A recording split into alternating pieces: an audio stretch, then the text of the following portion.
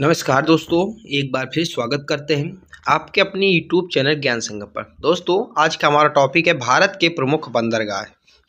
तो जितने ही भारत के प्रमुख बंदरगाह हैं इन सब को हम विस्तार से पढ़ेंगे तथा इस वीडियो के बाद हम आपके लिए प्रीवियस ईयर क्वेश्चन पेपर भी लेकर आएंगे। जो जितने भी क्वेश्चन पूछे गए हैं तो वो भी हम लेकर आएंगे। आप हमारे टेलीग्राम ग्रुप से जुड़ सकते हैं, डिस्क्रिप्शन पे आप उसका लिंक मिल जाएगा।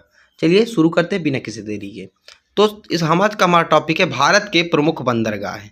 तो दोस्तों, हम सबसे पहले समझेंगे बंदरगाह क्या होता है, बंदरगाह किसे कहते हैं।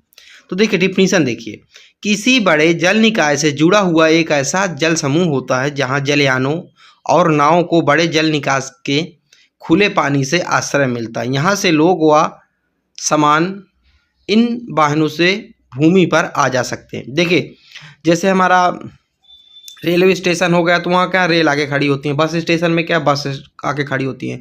उसी तरह बंदरगाह क्या होता है, जो पानी के जहाज होते हैं वहाँ उनका एक स्टॉप होता है जहाँ से क्या होता है कि पानी की सीमा जो है शुरू होती है और स्थल पानी की सीमा जो शुरू होती है।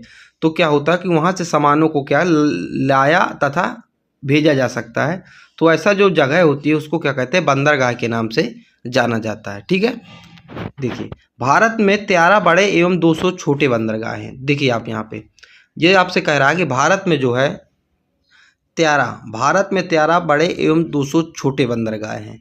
तो हम जो 13 बड़े बंदरगाह उन्हीं के बारे में चर्चा करेंगे, उन्हीं के बारे में पढ़ेंगे। तो 13 बंदरगाहों में से सर्वाधिक 3 तमिलनाडु में है और 200 बंदरगाहों में से सर्वाधिक जो 53 है महाराष्ट्र में है। तो जो सर्वाधिक 13 जो बड़े बंदरगाह हैं इनके बारे में हम 13 पढ़ेंगे, वो सर्वाधिक तमिलनाडु राज्य में है। ठीक है, इतना आप समझ लीजिएगा। देखिए बंदरगाह के प्रकार, बंदरगाह 2 प्रकार के हो सकते हैं, 2 प्रकार के बंदरगाह हो सकते हैं। बंदरगाह क्या मैंने आपको बताया, जहाँ पानी के जहाज आके रुकते हैं, जहाँ से माल का आवागमन किया जाता है, वो बंदरगाह कहलाता है। ठीक है, अब क्या है कि बंदरगाह के प्रकार, तो बंदरगाह 2 प्रकार के हो सकते हैं। देखिए बंदरगाह 2 प्रकार के हो सकते हैं, एक हो सकता है प्राकृतिक, एक हो सकता है कृत्रिम। अब आप इसको समझ गए होंगे, प्राकृतिक जो प्राकृतिक रूप से विकसित हो जाता है, लहरों के आने के कारण ऐसे विकसित हो जाता है, उसे प्राकृतिक बंदरगाह कहते हैं। कृत्रिम जो मानव के प्रयासों द्वारा निर्मित किए जाते हैं उन्हें कृत्रिम बंदरगाह कहते हैं। मैं भी आपको आगे वीडियो में बताऊंगा प्राकृतिक बंदरगाह कौन सा है या कृत्रिम बंदरगाह कौन सा है, कौन सा सबसे पुराना है, कौन सबसे बड़ा है, सबसे कौन सा गहरा है, ये सभी हम अभी वीडियो में आगे चर्चा करेंगे। तो सबसे पहला हमारा बंदरगाह है कांडला बंदरगाह। कांडला बंदरगाह देखिए यह गुजरात राज्य में स्थित है। पॉइंट बाय पॉइंट आप लोग देखते जाइएगा, मैं आपको बताता जाऊंगा। ठीक है, यह गुजरात राज्य में स्थित है। फर्स्ट पॉइंट हो गुजरात, कांडला कहाँ है, गुजरात राज्य में स्थित है। ठीक है, गुजरात। अब मैप में आप देखिए गुजरात कहाँ पर है। ठीक है, कांडला बंदरगाह का नाम बदलकर दीनदयाल बंदरगाह कर दिया, ये आपके लिए बहुत इंपॉर्टेंट है। कांडला बंदरगाह का नाम बदल के अब दीनदयाल बंदरगाह कर दिया गया है। ठीक है, यह बंदरगाह भारत विभाजन के बाद विकसित किया गया। देखिए जब भारत विभाजन हुआ, जब पाकिस्तान अलग हुआ हमारा, इसके बाद जो इस बंदरगाह को विकसित किया गया था। तो जाहिर सी बात, अगर इसके बाद विकसित किया गया तो भारत स्वतंत्रता के पहले किस बंदरगाह से हमारा काम चलता था। तो स्वतंत्रता के पहले पश्चिमी देशों में व्यापार के लिए कराची बंदरगाह का प्रयोग किया जाता था। स्वतंत्रता के बाद उसके विकल्प पर कांडला बंदरगाह यानी दीनदयाल बंदरगाह विकसित किया गया। देखिए स्वतंत्रता के पहले क्या था, हम लोग कराची बंदरगाह को उपयोग करते थे। अब चूंकि स्वतंत्र हमारा भारत क्या हुआ, पाकिस्तान अलग हो गया। ठीक है, पाकिस्तान बट गया, तो जो कराची बंदरगाह पाकिस्तान एरिया में चला गया, तो हमारे पास नहीं बचा। तो हम उसी के विकल्प पर कांडला बंदरगाह का निर्माण हमने किया था, बनाया था। तो जिसका नाम अब दीनदयाल बंदरगाह है। इसको आप इतना समझिए, गुजरात में कांडला बंदरगाह गुजरात में है। ठीक है, उत्तर भारत की आवश्यकताओं की सर्वाधिक पूर्ति इसी बंदरगाह से की जाती है। तो आपको इतना, कांडला बंदरगाह कहाँ दोस्तों, गुजरात में, इतना आपको याद रखें। इसका नया नाम क्या है, दीनदयाल बंदरगाह, इसमें आपको याद रखना। चलिए अगला पॉइंट, अगला हमारा मुंबई बंदरगाह, ये बहुत इंपॉर्टेंट है, इसको याद रखिएगा आप लोग, मुंबई बंदरगाह। ठीक है, यह महाराष्ट्र में स्थित है। दोस्तों कहाँ स्थित है, यह महाराष्ट्र में स्थित है। भारत का सबसे बड़ा बंदरगाह है। देखिए इस पॉइंट को आप एकदम नोट कर लीजिए दोस्तों, एकदम नोट कर लीजिए। भारत का क्या सबसे बड़ा बंदरगाह है, स्टार मार्क कर लीजिए। भारत का सबसे बड़ा बंदरगाह कौन सा है? मुंबई बंदरगाह भारत का सबसे बड़ा बंदरगाह है।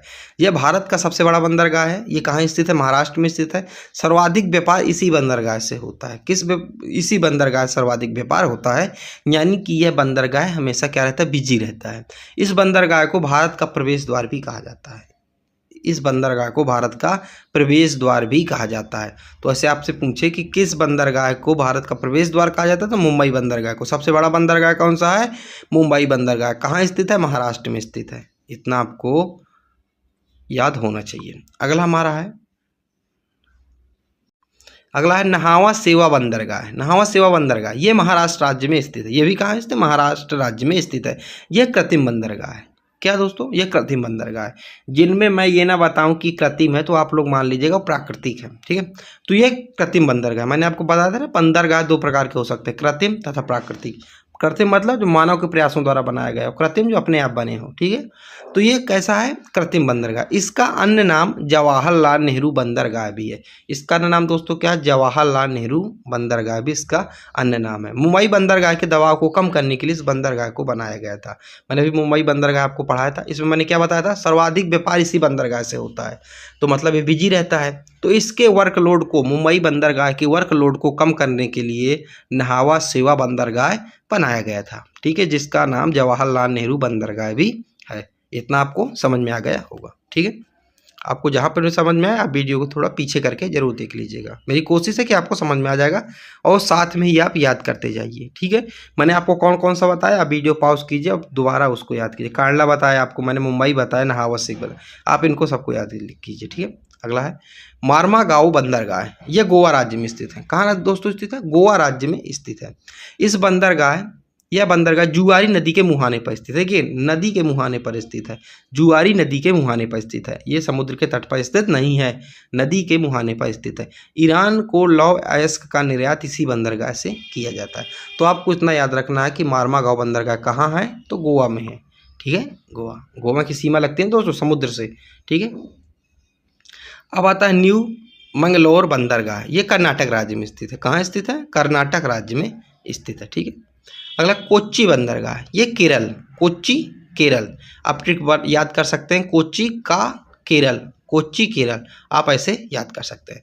अगला हमारा कोलकाता हल्दिया बंदरगाह। क्या? कोलकाता हल्दिया बंदरगाह। देखिए ये अलग अलग हैं, कोलकाता अलग बंदरगाह तथा हल्दिया अलग बंदरगाह, लेकिन जो काउंट किया जाएगा उनको साथ में एक ही बार काउंट किया जाएगा। हल्दिया तथा कोलकाता को एक ही साथ काउंट किया जाएगा, ठीक है। यह पश्चिम बंगाल राज्य में स्थित है। तो कोलकाता तथा हल्दिया बंदरगाह कहाँ स्थित है दोस्तों? ये पश्चिम बंगाल राज्य में स्थित है। कोलकाता बंदरगाह हुगली नदी के तट पर स्थित, देखिए समुद्र तट पर नहीं, हुगली नदी के तट पर स्थित है, ठीक है। देखिए जब मैंने आपको नदियों वाला एक चैप्टर करवाया था पूरा, तो मैंने आपको बताया था गंगा नदी की जो दो शाखाएं हैं, फरक्का नामक स्थान से दो शाखाओं में विभाजित होती है गंगा नदी, बताया था। जो बांग्लादेश में चली जाती है एक शाखा, उसको जमुना कहते हैं, और जो कोलकाता में चली जाती है उसे हुगली कहते हैं। तो वही हुगली नदी है, तो वो क्या है? जो कोलकाता बंदरगाह हुगली नदी के तट पर स्थित है, ठीक है। हल्दिया बंदरगाह समुद्र तट पर स्थित है, ठीक है। हल्दिया जो बंदरगाह है समुद्र तट पर स्थित है। हल्दिया बंदरगाह कोलकाता बंदरगाह का एक सहायक बंदरगाह है, इसलिए इसको एक साथ काउंट किया जाता है, ना कि अलग अलग, ठीक है। अगला हमारा पारादीप बंदरगाह है। पारादीप बंदरगाह ये कहाँ? उड़ीसा में स्थित है, ठीक है। कहाँ स्थित है? उड़ीसा में स्थित है। आप लोग देखिए ऐसे ट्रिक से याद कर सकें। पारादीप, पर मतलब क्या होता है? पंख। भाई पर को क्या कहते हैं? पंख कहते हैं। और उड़ने के लिए क्या चाहिए? पंख चाहिए। तो पारादीप उड़ीसा, यानी कि उड़ने के लिए हमें क्या चाहिए? पंख चाहिए, पर चाहिए। तो पारादीप बंदरगाह जैसे आप देखेंगे तो एकदम याद आ जाएगा, पर यानी कि उड़ने के लिए, तो उड़ीसा राज्य में पारादीप बंदरगाह स्थित है। झारखंड और उड़ीसा राज्य का लौह अयस्क यहीं से जापान को निर्यात किया जाता है, इसको आप लोगों को याद रखना। अगला हमारा विशाखापट्टनम बंदरगाह है। क्या है अगला? विशाखापट्टनम बंदरगाह। विशाखापट्टनम बंदरगाह आंध्र प्रदेश राज्य में स्थित है। यह भारत का सबसे गहरा बंदरगाह है। देखिए एक नया पॉइंट हमें, अगर आपसे पूछे भारत का सबसे गहरा बंदरगाह कौन सा है, तो आपको बताना विशाखापट्टनम बंदरगाह भारत का सबसे गहरा बंदरगाह है। अगर वहीं आपसे लोगों से पूछा जाए भारत का सबसे बड़ा बंदरगाह कौन सा है?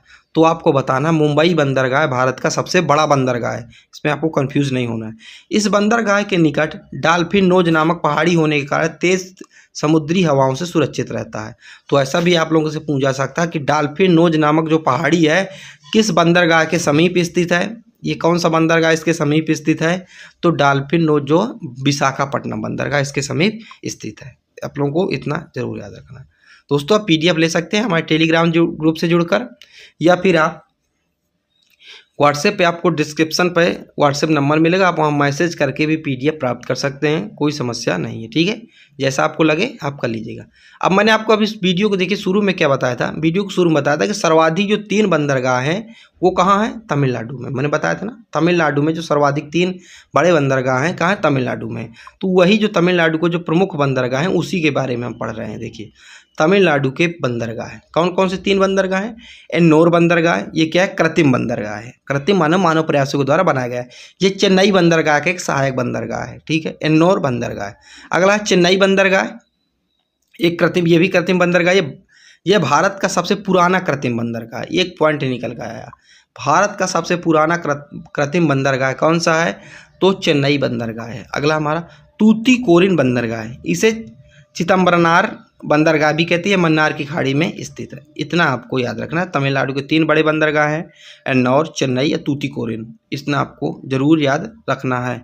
ठीक है, भारत का सबसे पुराना कृत्रिम बंदरगाह कौन सा है? तो चेन्नई बंदरगाह भारत का सबसे पुराना कृत्रिम बंदरगाह है, आपको याद हो गया होगा। अब हमारा लास्ट बंदरगाह है पोर्ट ब्लेयर बंदरगाह है। पोर्ट ब्लेयर बंदरगाह अंडमान और निकोबार द्वीप समूह पर स्थित है। कहाँ स्थित दोस्तों? अंडमान और निकोबार द्वीप समूह में स्थित है। आप लोगों को आशा है कि आप लोगों को ये पूरा याद हो गया होगा। अगर आप लोगों को याद नहीं हो तो आप लोग वीडियो को दोबारा देख लीजिए, लेकिन याद आपको हो गया होगा जहाँ तक मेरा मानना है। आप लोग अपना फीडबैक दोस्तों जरूर दीजिएगा। जो मैं हाथ से लिख के आप लोगों को पढ़ाता हूँ आप लोग को अच्छा लगता है कि नहीं, आप लोग कमेंट नहीं करते हैं। मैं बार बार आप लोगों से हर वीडियो में फीडबैक मांगता हूँ, लेकिन कोई फीडबैक देता नहीं है, जिससे मुझे पता चले कि आप मेरी बातों को समझ पा रहे हैं कि नहीं समझ पा रहे हैं। बस इतना ही, मिलते हैं अगली वीडियो पर। जब तक के लिए जय हिंद, जय भारत।